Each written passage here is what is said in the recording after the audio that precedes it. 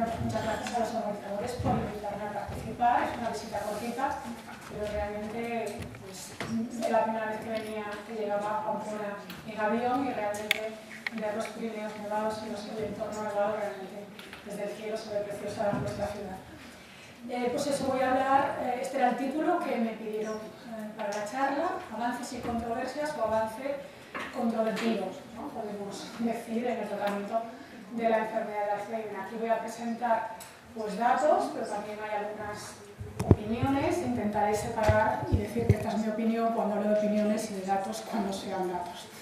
¿De acuerdo? Pero a veces he de decir que mi principal conflicto de interés es que he participado como investigador, como PI en mi hospital de algunos de los ensayos clínicos de moléculas de las que voy a hablar.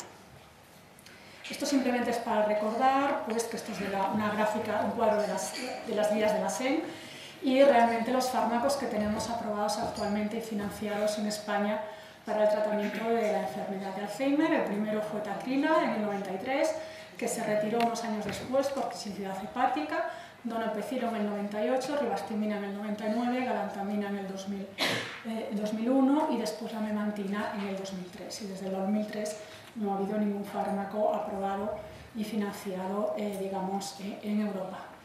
Tienen las indicaciones los inhibidores de la acetilcolinesterasa en fases, digamos, de demencia tipo Alzheimer leve o moderada, con unos milimentas entre 24 y 10, la memantina para fases... Es igual, sigo hablando, la memantina entre 20 y 10 y hay una posibilidad de terapia combinada entre la memantina entre 20 y 4 y una posibilidad de terapia combinada entre 20 y 10. Simplemente decir que estos fármacos, aunque ahora mismo ya están en genérico y que están aprobados, digamos que en algunos lugares son controvertidos, y por ejemplo recordar que Francia hace unos años lo retiró, pero digamos como entidades después de metaanálisis como Cochrane, pues realmente dicen que hay una evidencia de calidad moderada que para personas con demencia leve moderada o incluso severa, debido a la enfermedad de Alzheimer, tratada con donepezil, pero bueno, podría ser similar a otros IACs, pues tienen pequeños beneficios en la función cognitiva, en las actividades de la vida diaria y en las escalas clínicas globales. Memantina, lo mismo, metaanálisis, digamos que de forma aislada tiene el metaanálisis, digamos, que favorece el tratamiento con memantina tanto en cognición como en conducta. El tratamiento combinado con IACE, digamos que, aunque se considera favorable, digamos que ya los metaanálisis, digamos la robustez del metaanálisis ya no es tan fuerte y eso sí sigue siendo aprobada en España para el tratamiento combinado. Y digamos que en estos años, desde la última aprobación de memantina en 2003, no hemos tenido nuevos fármacos aprobados, pero he de decir que en los últimos 20 años, porque son 20 años ya, hemos aprendido mucho sobre la enfermedad de Alzheimer. Hemos aprendido mucho en la enfermedad de Alzheimer porque se han hecho muchos estudios, pero también por los avances tecnológicos. Es decir, ahora mismo ya no estamos hablando solo de la demencia tipo Alzheimer, han definido en los últimos años pues, los estadios prodrómicos de la enfermedad de Alzheimer o el deterioro cognitivo leve debido a la enfermedad de Alzheimer, según la terminología que prefiramos, y también se ha empezado a conocer con detalle que pues, la enfermedad de Alzheimer es una enfermedad que debuta clínicamente tras años, incluso décadas de afectación, digamos, de diferentes vías metabólicas en el cerebro, ¿no? Y debido a, ya digo, a los avances tecnológicos que nos permiten estudiar biomarcadores en líquido, y posiblemente hablaremos también hoy de plasma, y a las técnicas automatizadas de estudio de resonancia, que también seguramente hablaremos hoy, y estudios de PET, pues vemos con diferentes trazadores, podemos saber que, digamos, que años antes del inicio del clínico se producen estos cambios y que por tanto nos ofrece una ventana terapéutica para empezar a tratar. Digamos que esto es un artículo clásico ya de Cummings que revisaba los ensayos clínicos que había al inicio del 2021. Después volveremos sobre la diapositiva, pues ahí en fase 3 pues vemos Vemos que clasifica los fármacos en tratamientos con efecto modificador biológico, tratamientos sintomático y moléculas pequeñas también con un posible efecto modificador de la enfermedad. Y bueno, los círculos que están en el centro, pues como siempre, la fase 3, que son menos numerosos que los fase 2. Y digamos que en esto estábamos haciendo ensayos clínicos con múltiples fallos en los últimos años y digamos que empezamos con la historia de aducanumab, ¿no? Que para algunos ha sido el Adugate, ¿no? Tiene este término porque ha saltado a los medios y yo creo que ha saltado a los medios de una forma posiblemente porque cuando salgan cosas a los medios a veces es que desde el punto de vista científico no se ha gestionado bien, ¿no? Pero bueno, simplemente creo que en la charla de hoy no solamente voy a hablar de ciencia, voy a hablar de algunos otros aspectos, pero que como comentábamos antes durante la comida, a veces también una enfermedad como la enfermedad de Alzheimer, con una importante repercusión en la población general, pues también a veces saltan noticias a los medios y los médicos hemos de saber también gestionar esta información. Entonces, cuando hablábamos de aducanumab, pues un estudio, pues ya había sido la fase 1, digamos, los resultados en fase 1 habían sido, digamos, habían tenido un impacto en la prensa, pero si saltamos las fases iniciales, nos vamos directamente a la fase 3. Los fases 3 empezaron en el 2015, en agosto en Gates, en el que participó nuestro centro, y poco después, en septiembre, en Edge. Digamos que era para pacientes en fase inicial de la enfermedad de Alzheimer, y lo que decíamos es confirmación biológica y lo que hubo cambios de dosis porque se tenía miedo que estos efectos, digamos, esta limpieza es un anticuerpo contra el amiloide que elimina amiloide y se había visto en fases previas que esta eliminación brusca de amiloide podía generar unos efectos secundarios alrededor de los vasos en forma de edema o en forma de hemorragias. Al principio se quiso ser cauto para evitar estas posibles complicaciones y sobre todo sabemos que estos efectos se producen especialmente en los pacientes que tienen el gen de riesgo APOE4 y se empezaban estos pacientes con APOE4, que por otra parte eran la mayoría de los sujetos del estudio, entre el 60 y un 70%, pues se les daba menos dosis. Después se vio que realmente no había estos efectos tan importantes y se decidió subir la dosis en los APOE4. Se hicieron diferentes amendments, que es lo que ocurre habitualmente en los ensayos clínicos, y en diciembre de 2018 estaba previsto ya por protocolo un estudio de futilidad. Estos estudios de futilidad se hacen en medio del estudio a veces, precisamente pues que dice que si ya no hay, esto no simplemente es una aproximación estadística. Si los datos que hasta entonces tiene la empresa farmacéutica dicen que va a ser muy poco probable que el ensayo salga positivo, pues ¿para qué vamos a seguirnos gastando dinero en este ensayo? Lo paramos porque ya digo, la posibilidad estadística que salga positivo es baja. Y esto ocurrió así, cerraron los sujetos en diciembre, hicieron el análisis y en marzo del 2019 nos dijeron a los investigadores y a la prensa que paraban el estudio porque el estudio de futilidad había sido negativo. Digamos que esto es una diapositiva, veis, de Biogen, no es mía, y es que realmente en ese momento en Merck tenía una tendencia positiva, pero en Gates parecía que era totalmente negativo y sus estadísticos consideraron que no merecía la pena seguir con el estudio, con lo cual pararon el estudio en los centros que estaban abiertos, bueno, todos los centros evidentemente. ¿Qué pasó? Bueno, pues que evidentemente hay un decalaje entre diciembre y marzo. En marzo se fue el final del estudio para los participantes, pero cuando realizaron los análisis, añadiendo los datos que no tenían en diciembre, pues sorpresa, parecía que podía haber una señal. Entonces esto, digamos, empezaron conversaciones con la FDA y dijeron, ahora creemos que sí que hay un resultado basándose en los datos, en el reanálisis de datos que habíamos adquirido hasta marzo, y aunque el estudio no se ha finalizado, creemos que hay una señal. Se presentó a la FDA para una aprobación convencional basada en efecto clínico. Era ya tan controvertida que se retransmitió en directo en noviembre del 2020. Te podías conectar y seguir las horas de discusión de los expertos y de los expertos externos, expertos de la SBA y la Pharma, y al final la FDA dijo que no había evidencia suficiente para la aprobación basada en criterios clínicos. Estamos en noviembre del 20 y después pues, nos llega 7 de junio del 21.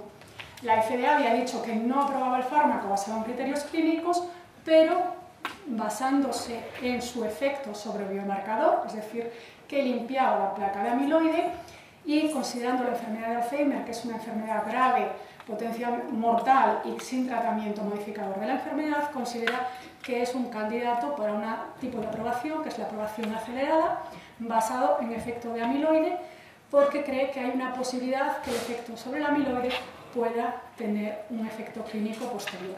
Eso sí, esto es una aprobación provisional que exige a Biogen hacer otro estudio fase 3 para demostrar esta eficacia clínica. A partir de ahí, ya digo que se aprueba basado en este efecto biológico y condicional a la realización de otro ensayo, y se establece un precio que ya empieza $56.000 al año el tratamiento. Son infusiones intravenosas cada 4 semanas, pero en total, digamos, un sujeto tendría que ser tratado, que fuera tratado, sería un coste de $56.000 al año. En Europa, la EMA considera que este efecto clínico no está aprobado y no acepta esta aprobación basada en estudio de biomarcador. En diciembre hay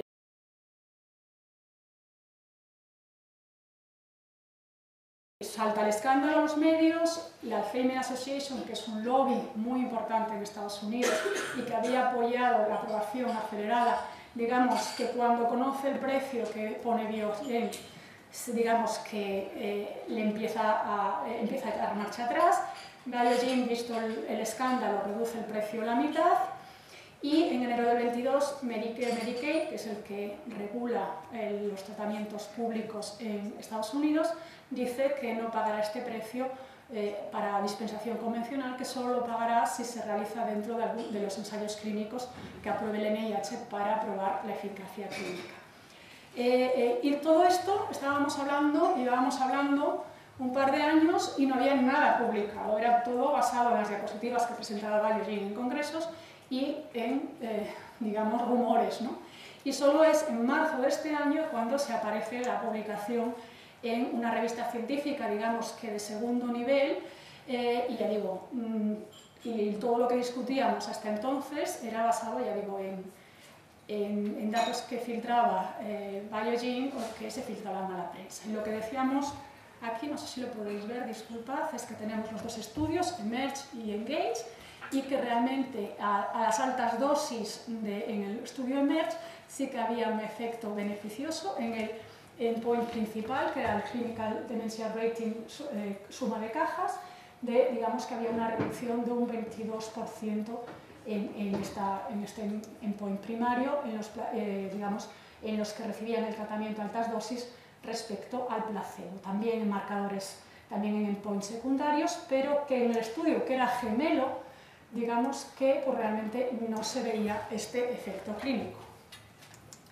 Este efecto sí que se veía en marcadores, esto era de PET, vemos aquí placebo, alta dosis, baja dosis, se veía en los dos, pero evidentemente era mayor en el estudio EMERGE, el que resultaba clínicamente positivo, que en el que resultaba clínicamente negativo, y también en otro marcador, pues PETA, ¿no?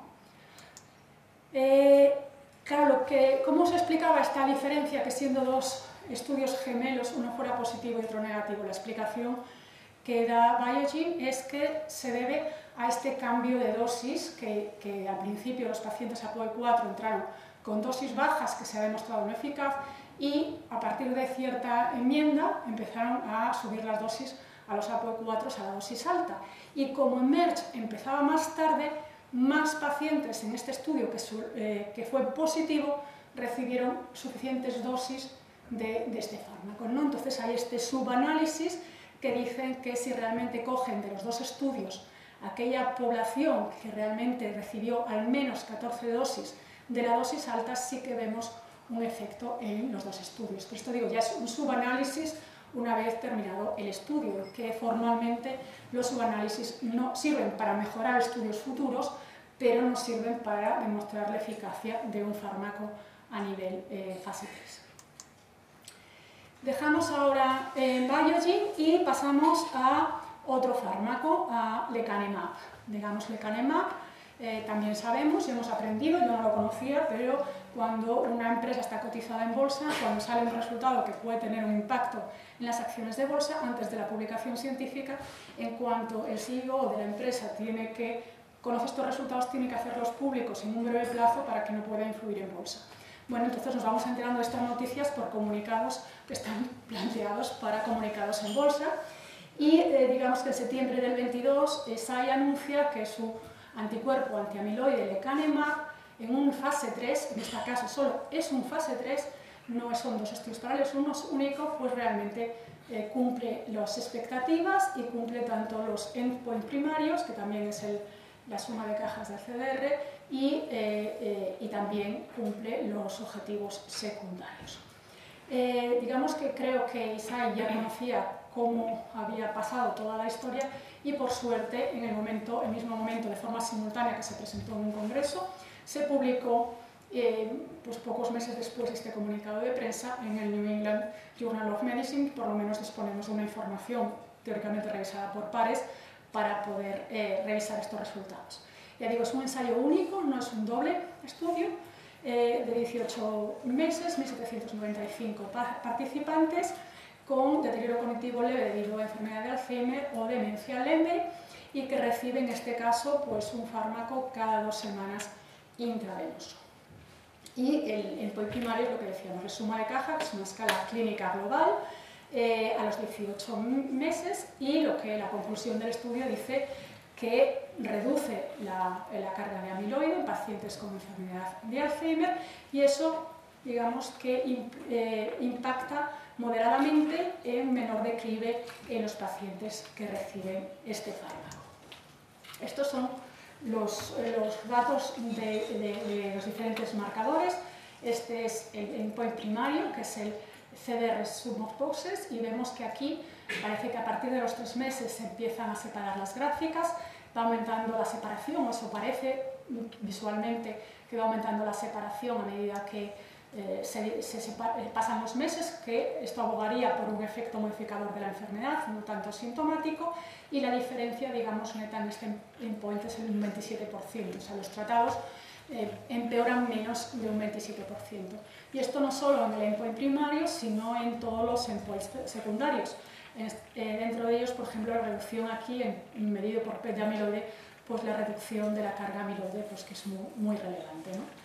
Y también, ya digo, en medidas secundarias de función cognitiva, de función global, también otras medidas que eran más, ya ni siquiera secundarias, que en impacto de calidad de vida, en sobrecarga del cuidador, digamos que todo bastante consistente desde el punto de vista científico y transparente en el sentido que publican los resultados, digamos, creo que lo más pronto que puedo.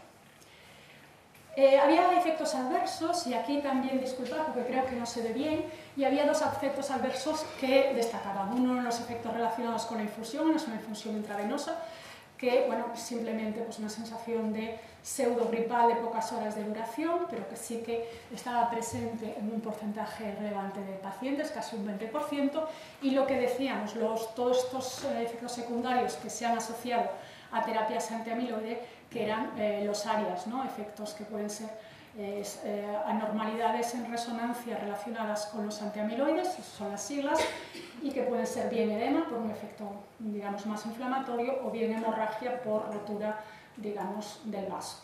La mayor parte sí que es verdad que es frecuente este efecto, un 20% de los sujetos, pero la mayoría de ellos eran asintomáticos, y realmente los efectos sintomáticos eran, pues digamos que relativamente bajos, ¿no? Menos de un 2%, menos de un 0,7% en el otro caso. Y también es verdad, se confirmaba que estos efectos son mayores en la población APOE4. Hay una serie de subanálisis en las que no voy a entrar, que analizan el efecto por su análisis, hombres, mujeres, edad, pero evidentemente son factor a factor y no hay un estudio multivariante que nos diga cuál es el factor claramente predictor, pero sí que es claro que los efectos secundarios tipo ARIA son más frecuentes en los APOE4 positivos. El 6 de enero del 23, la FDA ha decidido aprobar, por esta misma vía que había aprobado el aducanumab, el lecanemab, es decir, basado en una aprobación provisional basado en el efecto biológico y también pendiente de evaluar los efectos clínicos. Digamos, se había aprobado de esta manera porque ya se había mandado la documentación y la documentación que se había enviado era la basada en fase 2 y no se había mandado todavía a la FDA estos resultados clínicos. Ahora se va a volver a enviar estos resultados de estudio clínico para ver si la FDA los acepta como evidencia de efecto clínico. Pero la aprobación que tiene ahora mismo el lecanemab en Estados Unidos es el mismo que tiene aducanumab, ya digo, es una aprobación acelerada basada en el efecto biológico, pendiente de que aducanumab que lo demuestre de forma consistente y lecanemab, por lo menos que la FDA se revise todos los datos de eficacia clínica que están publicados en el MEDULA. El precio elevado, pero ya digamos que parten de la mitad del precio que se estableció aducanumab, unos $26.000 al año. Ya digo, en este caso son infusiones cada 15 días. Esta es la ficha técnica, que seguramente no podéis leerla, pero simplemente que la ficha técnica dice que es para enfermedad de Alzheimer en fase de deterioro cognitivo leve o Alzheimer inicial, que se ha de confirmar la presencia de amiloide antes de empezar el tratamiento, que hay que tener una resonancia basal y al menos 3 resonancias en los 7 primeros meses para evitar el controlar estos efectos secundarios sobre, digamos, hemorrágicos o edema por efecto del amiloide, y también indica que puede haber un riesgo aumentado de, que hay que tener como efectos secundarios estos áreas y también las reacciones digamos, de infusión. También muy parecido, muy pronto salió, muy cercano en fecha me refiero, pero en sentido contrario, salió los resultados también. Este es un anuncio en bolsa, relacionado con la bolsa, pero no tenemos un anuncio científico publicado, que otra empresa farmacéutica, Roche, pues otro antiamiloide, pero un antiamiloide que se arrastraba de lo que decíamos, la primera generación de amiloide, subiendo dosis, pues que realmente los estudios de fase 3 no demostraban eficacia clínica, pero de forma sorprendente tampoco demostraban efecto biológico, sorprendentemente o no, pero quiero decir que tenían unos fases 2 que a determinadas dosis sí que tenían efecto biológico, pero durante la fase 3 no se mostró ni efecto clínico ni efecto biológico. Realmente no se sabe por qué había esta discrepancia. Roche habla de que puede ser que pasaba de una producción del fármaco muy controlada a una producción masiva para hacer los fase 3, que incluían miles de pacientes, que esto puede haber, digamos, perdido calidad el fármaco en ello, puede ser por anticuerpos contra el fármaco o puede ser porque pasó de una infusión intravenosa a un subcutáneo y que en este cambio de formulación hubiera perdido parte del efecto. No lo conocemos, no hay que yo sepa publicación todavía, hay comunicaciones en congresos, pero en resumen negativo.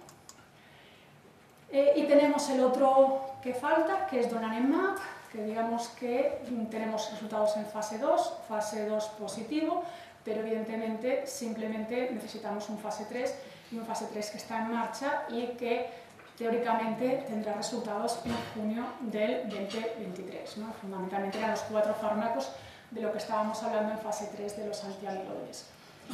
Donanemab es un fármaco que no ha entrado en ensayos clínicos en España, por lo tanto no tenemos tampoco datos actuales de cómo va, pero ya digo, aparte de que tendremos resultados en junio del 23. Donanemab tiene otra aproximación que parece que podría ser más eficaz en retirar el amiloide, pero en ensayo clínico, según los demás, seguían infundiendo hasta los 18 meses. Donanemab dice que cuando el PET, o sea, que cuando retira ya el amiloide, cuando hay evidencia que ya ha retirado el amiloide, deja de proporcionar el anticuerpo, o sea que es otro tipo de approach. Veremos si esto tiene un impacto en efecto clínico o no. Entonces decimos, ¿por qué estos fármacos todos son fármacos antiamiloide? Porque unos son efectivos, otros no.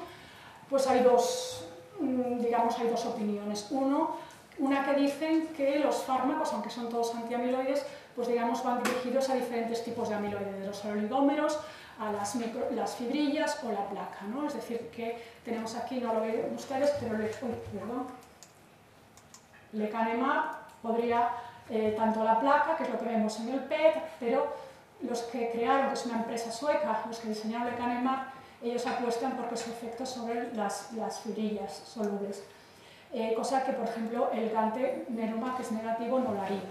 Veremos, realmente no tenemos datos para decirlo si realmente el efecto es por retirada de la placa o por acción sobre la fibrilla. Lo que sí que sabemos, y eso está claro, es la gráfica. Esta gráfica, sumando todos los ensayos en fase 3 y en fase 2, que lo que parece, y eso sí que se evidencia por los estudios publicados, que para tener un efecto clínico tienes que hacer, no reducir un poco la placa de amiloide medida en el PET, sino que está asociada a una reducción drástica de amiloide.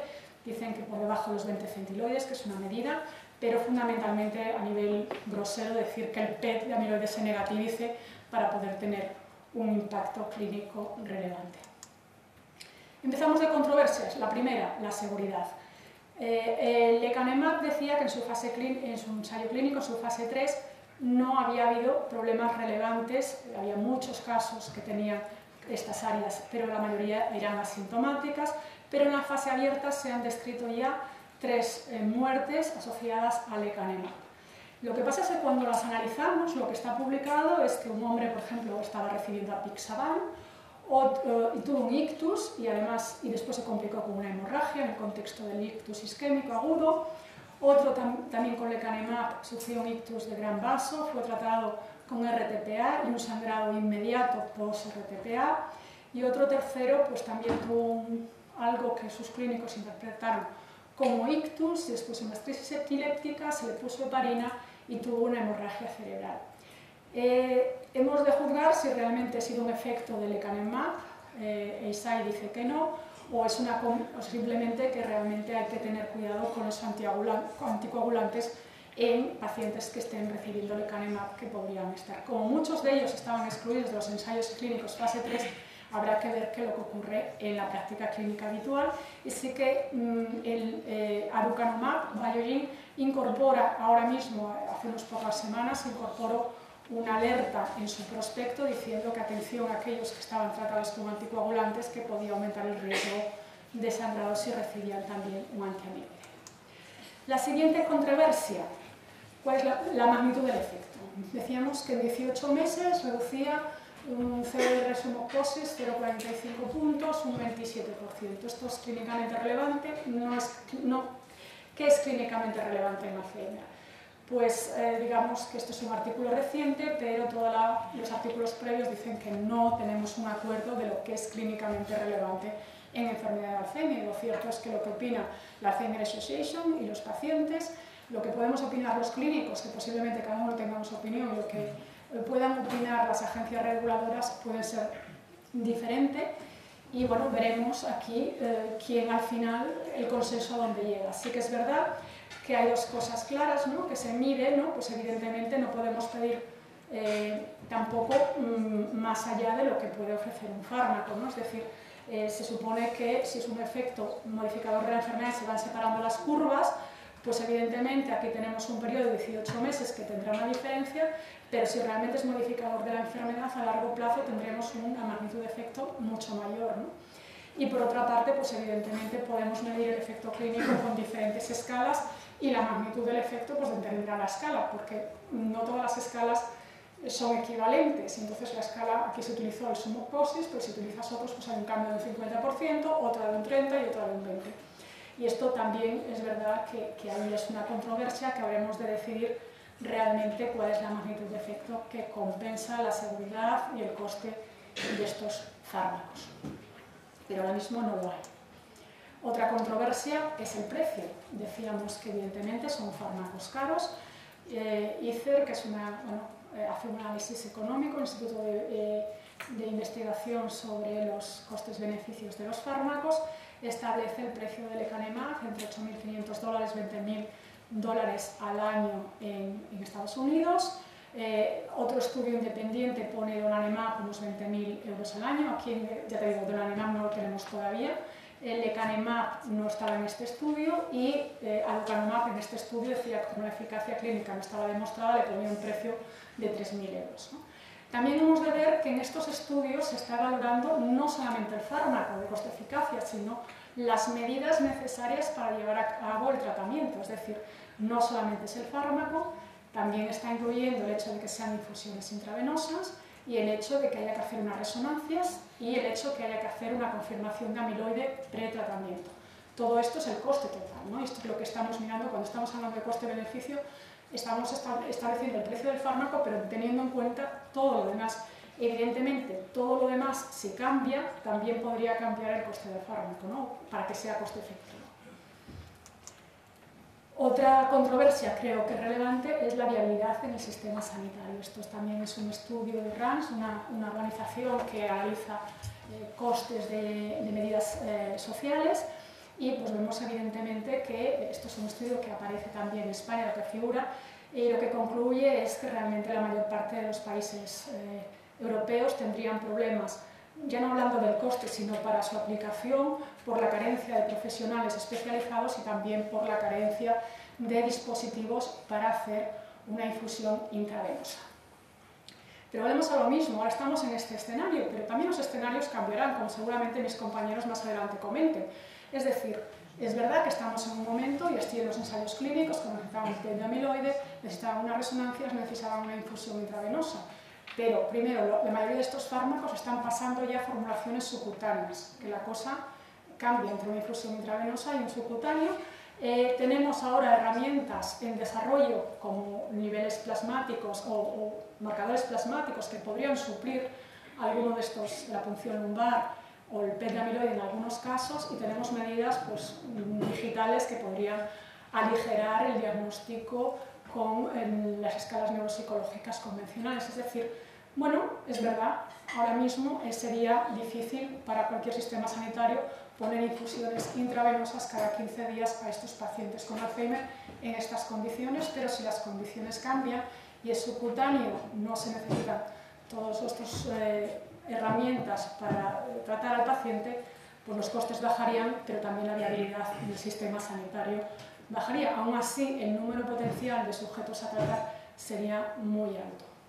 Ya digo, este estudio tampoco entraré mucho porque creo que tiene errores de base, ¿no? Entre ellos se considera que todos los neurólogos de España dedican un 5% de su tiempo a ver deterioros cognitivos leves, cosa que evidentemente no es así. Volvemos atrás, dejamos ya los antiamiloides y simplemente comentar, decir, bueno, pues que lo vamos a hacer en ensayos clínicos, estamos en esta fase, decir, los antiamiloides no, pero tenemos algo, bueno, hay fármacos, evidentemente modificadores de la enfermedad, algunos antiamiloides que quedan, anti-taus, pero que no han demostrado un efecto realmente en movilizar el tau, ya no digo el efecto clínico, sino ni siquiera realmente demostrar un efecto importante en cambiar el depósito de tau, y tenemos otros, pues evidentemente, en fase 2. Estudios interesantes, pero para mí, y esto ya es opinión, me resulta difícil pensar que cualquiera de estos fármacos pueda modificar el curso evolutivo de la enfermedad de Alzheimer mientras el amiloide esté presente. Y mi propuesta, digamos, teórica sería estos fármacos podrían ser eficaces cuando tengamos estos pacientes que tienen Alzheimer, pero ya no tienen amiloide porque le hemos retirado el amiloide, y entonces tendrían, creo, a mi modo de ver, esto es opinión, más probabilidades de eficacia. No simplemente dos palabras, estamos hablando de enfermedad de Alzheimer esporádica, pero también hablamos hay unos casos dominantes, genéticamente determinados, y que en un consorcio como este público-privado, el IANTIU, está testando la posibilidad de modificar el curso evolutivo no en pacientes con síntomas, sino en pacientes sin síntomas. En multicéntrico, participa nuestro centro aquí en España, están publicados la primera fase con gantenerumab y solanezumab, que ya les digo que fue negativo, los sintomáticos no se enteran del gantenerumab ni del solanezumab, y los asintomáticos, digamos que la escala no es capaz de detectar ningún cambio ni en unos ni en otros. Había cierto efecto en biomarcadores, pero otra vez el gantenerumab y tampoco el solanezumab es capaz de negativizar, o sea, de volver a la normalidad el PET de amiloide, de eliminar todo el amiloide, y esto hace, según mi punto de vista, que no tenga un efecto clínico. Pero hay nuevo ensayo en marcha que en este caso creo yo que es el primer ensayo clínico que va a testar la terapia combinada, es decir, en estos sujetos todos van a recibir terapia antiamiloide y que después de un tiempo con terapia antiamiloide o combinada con la terapia antiamiloide se va a testar un fármaco anti-tau contra placebo, es decir, vamos a ver si esta teoría de que si eliminas el amiloide otros fármacos pueden tener eficacia, en este caso es verdad o no es verdad.